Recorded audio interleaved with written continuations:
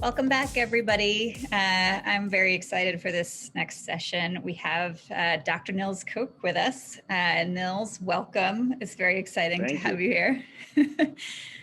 Also all the way from Europe, so it's evening your time, so we appreciate that, and we'll use your time efficiently. Nils is a professor of finance and real estate who's been doing work on green buildings and the economics of green buildings and lots of other financial instruments we're going to talk about for a number of years. And he's also the chief economist at GeoFi. So Nils and I have known each other for a while through the wonderful world of research to some degree, although I think because you're someone that uniquely bridges the world of research and the world of the business side of how this market is evolving, I think that's probably one of the reasons that we have such fun conversations. So I was hoping you could maybe start by sharing a little bit of how you got into this realm of working on ESG and real estate, having come from the fairly unique background that you do. I think that'd be a nice way to start. Sure. Well, first of all, thanks for having me. As you can see, it's a little dark outside.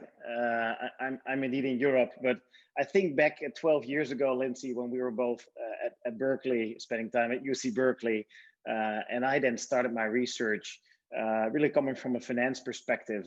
First looked at things like corporate governance in REITs, and that notion of ESG started to emerge. And ESG, standing for environment, social, and governance, was at that point still very much something that applied to stocks, to bonds, and real estate. Was not really addressed in the whole ESG conversation.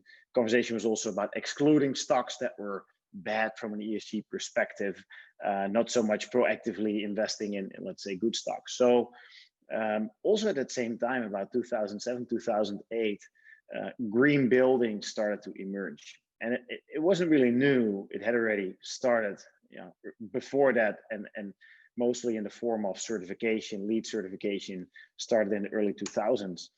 So as an economist, we first started looking at REITs and said, well, do some of those real estate investment trusts like Simon Property Group on the retail side, or Vornado on the office side, or Prologis, which were at that point still two different companies, are they looking at ESG? And we quickly concluded that that wasn't the case, but green building and LEED certification, Energy Star certification was really something that I think was gaining momentum. So big question that we got as economists or as scientists was, does this matter, right? If I'm Prologis or if I'm Simon Property, should I go for green building certification? Should I make these capital expenditures in buildings to make them green or efficient? So we started to look into green certification and the implications for things that investors and lenders care about, rent levels, rent rolls, occupancy rates, but also transaction prices. So samples were still relatively small at that point. There weren't thousands of certified buildings, certainly not in the commercial real estate space, but things were big enough that we could do a real statistical analysis. And I'll spare you the econometric details, but we did a lot of work in comparing green and non-green buildings. A lot of new construction at that point was non-green. People were not pursuing LEED certification. That's hard to imagine in 2020, but we could really nicely compare green and non-green office buildings. And some of these green buildings were actually LEED for existing buildings, so it wasn't all new buildings. And what we found when we controlled for locational characteristics and building characteristics is that these green certified buildings, both on the Energy Star and the LEED side, actually performed substantially better as compared to non-green buildings. And on average, these effects were like 3 to 4% higher rent, 7 to 8% higher net cash flow, really driven by higher occupancy rates. And ultimately, when these buildings transacted, and quite some of those had transacted already, we saw transaction prices higher by on average 13%. And it's not so much about these individual point estimates, right? People say, okay, so I got a green building, it's got to sell for 13% more, and there's variation in that premium. But those findings were quite important in then going basically out to the market, not just to my academic friends, but into the commercial real estate market and say, hey, there's a business case here. Of course, there's a cost side to this, but certainly when you translate that ultimately into how these buildings perform, then we follow up with many studies afterwards in the crisis, the previous crisis, the global financial crisis. We repeated the study. We repeated it again when the market was quite hot again in 2017, 2018. And these findings were basically persistent over time.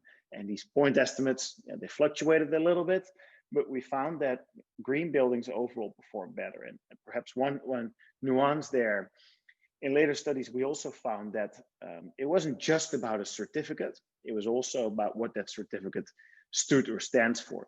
So that could be energy efficiency, it could be water efficiency, but we found that more efficient buildings were getting a higher premium.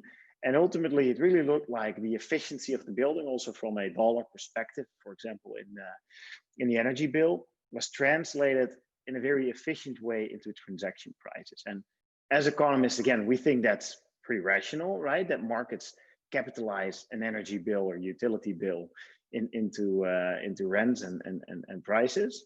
But I think the market was really surprised at that point. And sometimes I think the market's still surprised to see that those characteristics were priced. So that's where it started, long time ago. But that's, to me, when you talk about sustainability more broadly, really what matters. What's the business case? And does the market capitalize this, yes or no? If not, there might be even an arbitrage opportunity. Maybe you should buy buildings and make them green and then sell them off at that premium, reap the delta between the investment and premium. But it's critically important, if the market works and these labels help signal sustainability, then that makes it a whole lot easier for sustainability to also become mainstream. Yeah, it's funny. I'm just remembering the first time I saw your study and the work you were doing, and I've had this experience a couple times in our little world of green building, that when real researchers show up and apply real research methods to the thing you've been doing, and they find out that the thing that you've been doing works from the perspective of how they evaluate, then you feel like you're real.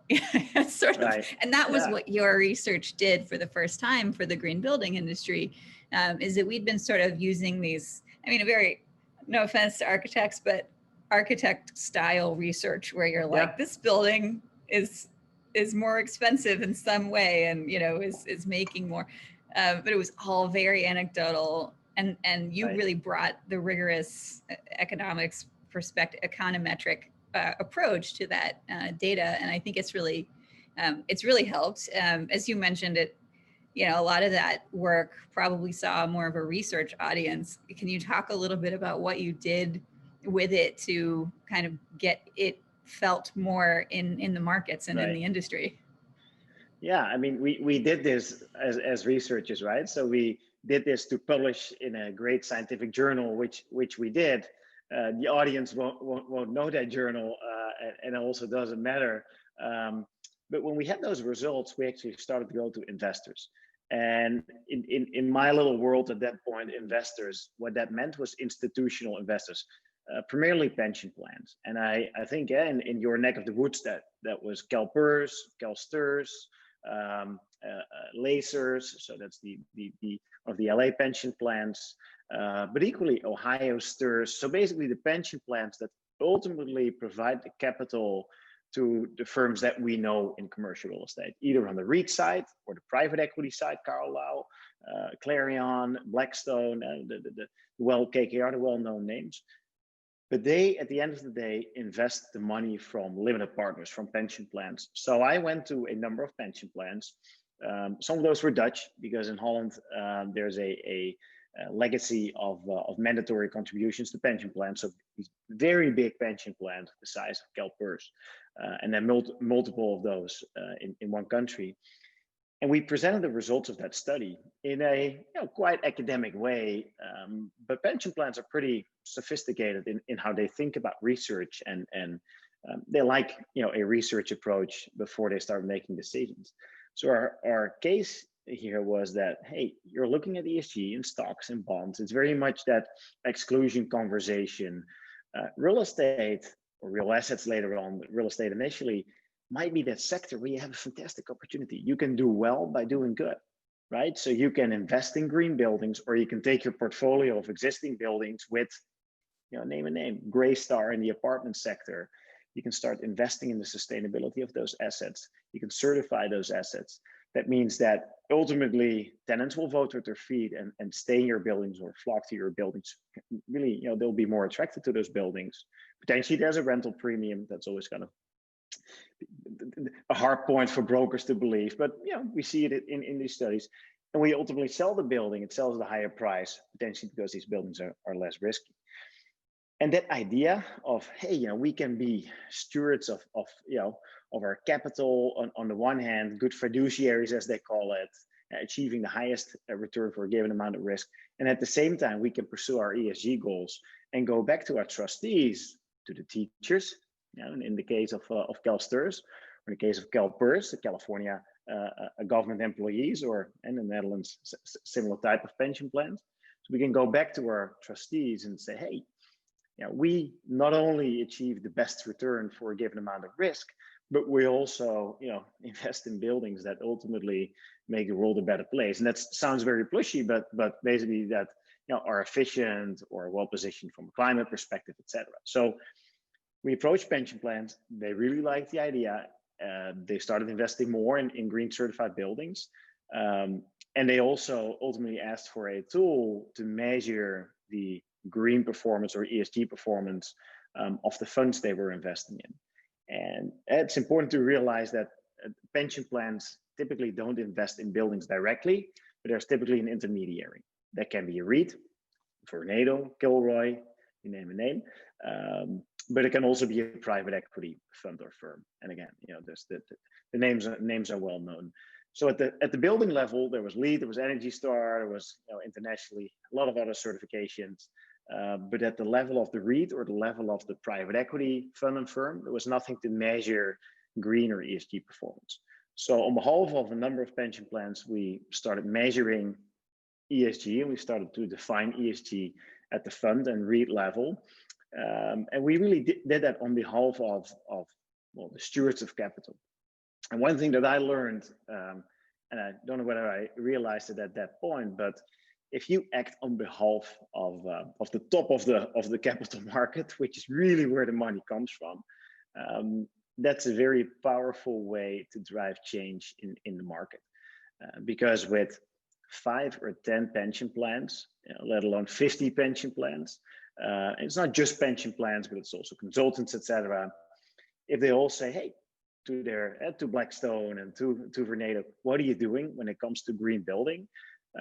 That is a very powerful message. I mean, at the end of the day, money talks. It doesn't matter whether that money comes from Japan or that money comes from Australia or it comes straight out of California.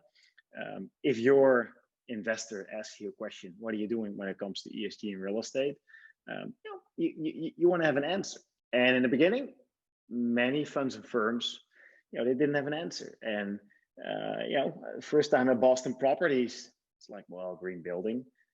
Which, if you look at Boston Properties now, it's like you're the leaders among one of the leaders in this space. So it comes to show that the providers of capital, top of the pyramid, that is a very good way to drive change in the industry. And GRESB started, again, kind of as an academic project in 2008. 12 years later, I'm no longer involved, but I'm very proud to see and to say that it's doing better than ever. 1,000 companies and firms reported to the GRESB real estate assessment. That's more than 100,000 assets. It's trillions of dollars ultimately in the commercial real estate space. And they report. I don't think that reporting is the end game, but in order to report on what they do for ESG, they have to implement. So basically, the money flows top down, but the actions at Boston, at Kilroy, etc., go bottom up. So that's kind of, it wasn't a conscious idea, but looking back, that's a very, very powerful driver of change and innovation in the industry. Yeah, it's such a clean story of like, a buyer wanted full transparency on a market, and an economist showed up and provided that, and it became a thing, and Right. it's very nice to hear that Yeah, I wish sometimes those I things had work such out. an idea again. Yeah, no, it's looking back, it's all easy. But I think that I always said that, and there's in the commercial real estate world, there's millions of assets. Now, if you boil that down, really investable assets, there's not millions, there's hundreds of thousands, and then if you drill it down a little further, there's like 50,000 assets worth 5 million or more. But in order to get those, if you had to get those one by one, that's a lot of work. So bottom up, capturing this market, which is really what Lee did, what Energy started to some extent. That means a lot of marketing. It means educating the architects. It means educating the basically developers. It means educating the contractors. And this top-down approach, we started with 3 pension plans, and of course there's not many more, but still there's not hundreds of pension plans that say, what are you doing when it comes to green building? There's only, let's say good 75 to 100, whoever asked that question. But it comes to show that money talks, and yeah, if you can find ways to educate the capital market on ESG, and we'll talk about other elements, it's not just green and it's not just about energy efficiency. I think that's a really good way to get the market to move. Yeah. So let's talk about capital markets a little bit more, and what you're seeing around financing in particular. Because I think that that's almost like the flip side of the coin here of ESG ratings, is then how does that affect how money can flow to improve these buildings? What are you excited about there, or what are the trends that you think people should be aware of? Yeah, I'm excited about a lot of things. and if you take a little step back, when you're in it, it goes too slow. When you take a step back, you start to see that the world is changing a little bit and that the capital markets are changing. One of the things that's important to realize in real estate is that debt financing, I always call it the elephant in the room, right? So if you think about mortgage on your home, LTV of 80% is kind of normal. In the Netherlands, it's even 100%. If you think about commercial real estate, depending on the property type that you look at, but between 50 and 75% loan to value, or 50 to 75% of your property financed with debt, that's kind of normal. So in the past, we've addressed the equity market. So let's say the other 25 or 50%, the Vornado that took the equity stake in the building, we've addressed that pretty thoroughly, right? And the questions to ask and what to do, but nobody was really looking at the debt market. And the debt market, I always say, well, they only have things to lose. If I'm a lender, I get a fixed rate. I get whatever you get today, a multifamily 2.5%, an office probably 5%, and a retail, nobody wants to lend to retail, but that's what you get. And if the borrower stops paying, or the building, it becomes worth less for whatever reason, but it could be climate risk related, for example, or it's non-green, or it has a low energy performance. And that doesn't mean that it's not worth anything, but it becomes worth less. If I'm underwater as a lender, so I lended you 100 and the building is now worth 80, I only have things to lose. So luckily, over time, lenders have started to wake up to this. I wouldn't say it's like a very clear wake-up call. And there's no equity investors to the same extent that you can pressure on banks. Sure, they also have shareholders, etc., but it's more regulators. But you also see that regulators now say that, hey, if you're writing mortgages to buildings and those are inefficient, perhaps you need to have more capital on your balance sheet against that, or vice versa, right? If the building is very efficient and it's very highly rated from a green perspective, potentially, I'm willing to look at that a bit more favorably from a capital requirements perspective. So what some banks have started to do is, if you will, discriminate in the mortgage lending, commercial mortgage lending, based on how green the asset is.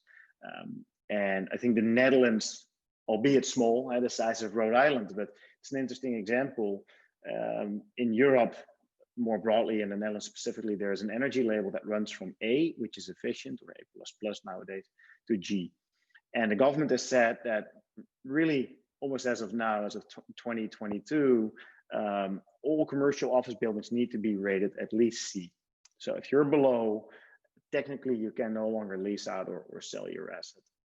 So as a lender, I don't want to have that asset on my balance sheet, or I don't want to be a lender to those assets. So banks have very actively started to say, hey, when I'm writing you a loan and your building is inefficient, I'm still willing to finance you. And so it's not that non-green assets are really out of favor, but you got to have a plan and tell me how you're going to get to label C in this case. That's the Netherlands, and I think it's a very clear and crisp example. Bring that back to home. The green financing programs of Fannie Mae and Freddie Mac have been wildly popular. On the one hand, that's that well-known pricing break. Some may not know that the pricing break, if your multifamily assets are green certified, so it gave you 10 to 20 basis points off. But more importantly, that's actually only a small part of the Fannie Freddie green financing program. It's actually providing additional financing if you want to retrofit your multifamily asset. And I think it's those kinds of things from the lending perspective that can be and are very powerful in creating transformation in the market. There's other instruments, green bonds and sustainability linked bonds. Again, those are typically more at the level of the REIT or the private equity fund rather than the asset.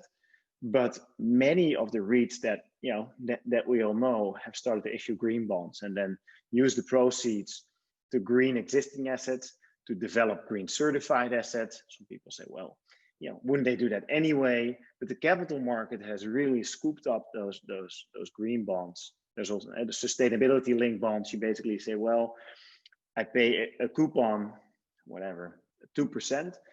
And if I achieve my sustainability goals, I keep on paying 2. If I don't achieve them, I'm going to pay the investor, let's say 2.1 or 2.2%. So again, tying, and this is at the corporate level, debt financing to sustainability goals and performance. And I really think that's only just the beginning. I think there's more to come. Many more banks need to go this way. Pre-COVID crisis, I think money was so flush and so much money was flowing into commercial real estate that many lenders were saying, well, if I ask too many questions on green, somebody else gets the deal. There's still enough liquidity, but as some liquidity dries up, I do think that lenders say, yeah, sure, I want to finance, but I want to finance those assets that are least risky. And if a building is non-green in a very green market, I may look at this not so favorably as what I would do previously. So that's a long story. There's one other thing that I'm really excited about, and that's the ability of let's say you and me, or basically people that invest in REITs, to invest in greener REITs. There's no such thing really as a green REIT, but we know that some REITs are really outstanding when it comes to integrating ESG. There's too many to name, but I mentioned Boston Properties, for example. So a number of index providers have come out with a product that retail investors can invest in, an index tracker that just overweighs or tilts towards REITs that are greener. And I think that's exciting because now you and I in our 401k can basically say, hey, I want to invest in a green real estate ETF or an exchange traded fund. That's a very low fee. I pay 25, 30 basis points, almost the same as what I would normally pay for investing in REITs passively. But now there's more exposure to green. And I think where the capital market is going is that brown assets will continue to get financing. It's just going to get a little more expensive. There's less providers of that capital, and there's much more supply of capital for greener REITs, for greener assets, both on the debt and the equity side. And what that means is if I made that transition, if I have better access to capital, I'm just more competitive and I can achieve higher returns ultimately for my equity investors. Yeah, I love that. It actually, that reminds me, I should probably look at my own financial portfolio and start investing in some of these new Yeah, funds. passively, It's very right? cool. I mean, yeah. Don't try to beat the market, just go passive. Yeah. Yeah, totally. Well, okay, so one last question for you that I think it's all very connected. It's about how ESG rating is evolving in real estate. We know kind of how it got started, especially with sort of a bit more of a focus on the things that were easier to measure. But do you want to talk about what you're seeing there? Yeah, the world is definitely moving on from, do you, let's say, have an ESG rating to more specifics within that. And also moving from just energy efficiency, which arguably is easiest to measure for investors, easier to understand, to incorporate other things. I think health and well-being has been launched on stage. Health and well-being was a thing in buildings, obviously, as you well know, before COVID, but COVID has definitely been the thing that the health and well-being movement needed for people to realize that, hey, I'm spending all this time inside, so the air quality, the light, etc., better be good. Now, for investors, this is still like a building's got to have this, right? Is there already the reward for a building that's really offering outstanding health and well-being quality and characteristics? That's an interesting question. Again, go back 12 years and we're answering that same question for green and energy efficiency. So that's one. The second one that I think is critically important is climate risk and resilience. And it's also a hard one, because if I'm an investor in real estate, I think about payback periods. I think about a certain holding period. I understand that climate might be changing. I think nobody's going to deny that. But it's very hard for me to price that into my asset right now. So I think we're in that phase now of risk assessment. And there's from a tech perspective, quite a few companies out there that basically use no-touch technology, measure the extent to which you're exposed to certain climate risks. And this is interesting because you don't have to measure typhoon risk, for an asset that's in California. And equally, drought is probably not something you have to measure for an asset in the Netherlands, even though that's not totally true, but because summers are getting drier. But you measure what you're exposed to, and then we're getting into that phase of, okay, what has that building owner done to mitigate or prepare for that risk, right? Sometimes you can mitigate, but you just got to prepare for. And it's a hard one. From a research perspective, there's some studies that look at Florida and say property prices are lower. From a commercial real estate perspective, there's hardly such research. So that's needed, because a building owner needs the financial underpinning for, a capital decision. Am I going to invest in, basically prepare my asset for this climate risk? That might be, larger HVAC capacity or underground cisterns to catch rainwater. But the business case there, because you're looking at longer horizons, is I would say still challenging. I think it's on paper, it's easy. It's like in 20, 30 years, your asset might be heavily exposed, but an average real estate investor, said the truth, doesn't look out 20 to 30 years. Yeah, so yeah. That's a very important one, I think, in the ESG movement, but something that's still to come. And the last, perhaps, is impact. So going from merely measuring, what's CO2 avoided, energy saved, purely measuring what are CO2 level, etc., to what are jobs created, what's income and equity created, and you see that now emerging, not just for kind of impact investment funds, but also, let's say, Prologis thinks about, if I have a local training program, I can give my tenant, who's basically starved of good employees, I can give them good employees. I was looking at data from Louisville, Kentucky today, and pre-COVID unemployment rate was 5.2%. Whereas jobs and logistics and manufacturing, etc., they're in abundance. So how do I find the people that are skilled to fill these jobs. And that's just one part of it. I think post-COVID, this is going to be even more important because many jobs are in fact being lost. But what's the impact I have with my investments? And not just think about this, basically, this box, but what's happening around it. And I see many real estate investors, both at that level of the pension plan, but also already below, that are starting to think about impact and measuring that. And I think tech can play a very important role there. Yeah, I'm very excited about that because it really speaks to this transition away from the old way of doing things in sustainability in general in the corporate sector, where you make a report and you put all of your stuff in the report and you sort of check that box, into the idea that everything that goes into that report is essentially getting quantified to such a degree that it influences all of these very real business metrics that impact the world. So yeah, the idea that a company will be scored better from a capital markets perspective or something because they have invested in creating great jobs in their community is something that feels entirely logical to me. It's just been this question of evolving our markets to be intelligent enough to do that, to gather that data, et cetera. So it's so exciting, and it's nice to hear that it's something that you're looking forward to, because I imagine you're going to be doing work on it as you have in all of these ways.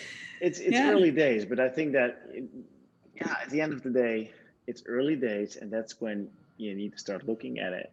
And there's already firms looking at it like 12 years ago, green building, but now it needs to become more mainstream.